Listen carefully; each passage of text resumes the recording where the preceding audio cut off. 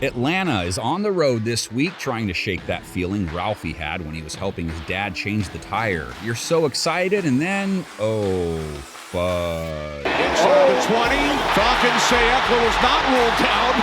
Ball comes loose again. Falcons taking on Carolina this week. Atlanta like, hey, I feel like I've seen that face before. Here comes Throwing Sean on the Huckley. field is a touchdown.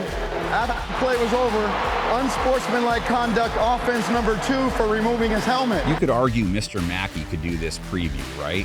These two teams just played. So it's sort of like, DJ Moore, taking off your helmet after a TD is bad, okay?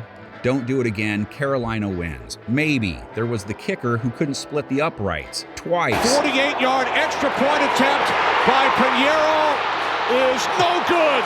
Pinheiro from 33 for the win. It is no good.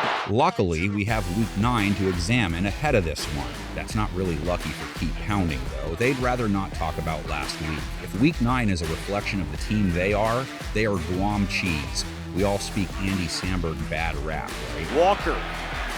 And it's intercepted.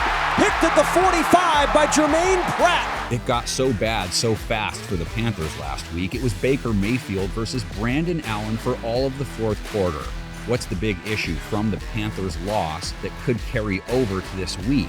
Carolina's run defense versus Atlanta's rush attack. It was one of the reasons Atlanta beat Carolina in round 1, mind you. Then the Panthers faced Joe Mixon last week. He came into that game averaging 3.3 yards per carry. Versus Carolina, 7 a run, 153 yards, and Al Bundy 4-spot in the paint. Mixon motoring around the edge. Mixon into the end zone. His 4th rushing touchdown of the day. Falcons toking the rock, living in Luda land. Their runners hitting holes in different area codes to the tune of almost 5 a handoff. The run-pass split, still nice and PHT. Some of you know, queen-sized. 3 of Atlanta's 4 runners last week hit at 4.8 or better. Here is Algier across midfield. Another Atlanta first down, still going. Cordero Patterson didn't play the Panthers the first time around. He's back. He was the only Falcons runner under the 4-yard per threshold in Week 9. But he scored twice, one of them a reminder he's feeling strong.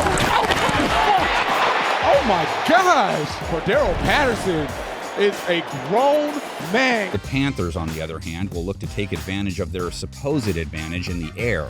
Point 1, Falcons gave up 300-plus yards to P.J. Walker in their first meeting.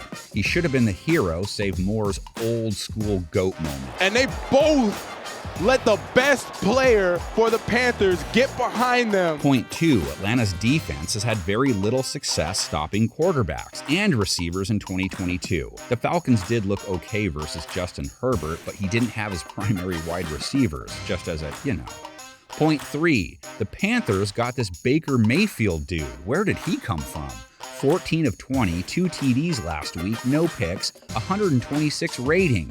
Someone should have him make commercials. Looking down the sideline. Oh! Catch ripped away by Terrace Marshall. You know those medicine commercials where they are forced to tell you the possible side effects might include going blind or dying? I'm required to remind you Baker Mayfield put those numbers up against DeBoyne shower handle, Eczemus Jackson Flax and Waxen, and donkey teeth. The game was really out of hand when Mayfield came in. Still, Panthers sticking with P.J. Walker as the starter. Guess they figure you can't go anywhere but up from a 0 rating. Panthers running back Deontay Foreman, nada empanada in Week 9, but remember against Atlanta, 118 yards and a TD trifecta. From the 12, here's Foreman.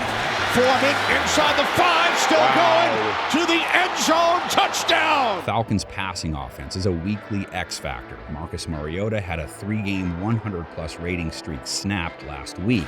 He didn't throw any picks, but only 129 yards. He's been 129 yards or less in 3 of their last 4 games. That's their passing attack. Great concentration. It wasn't the most accurate football. Even so, Falcons should get plenty of prediction love this week, right? Yet no way anyone can guarantee a win.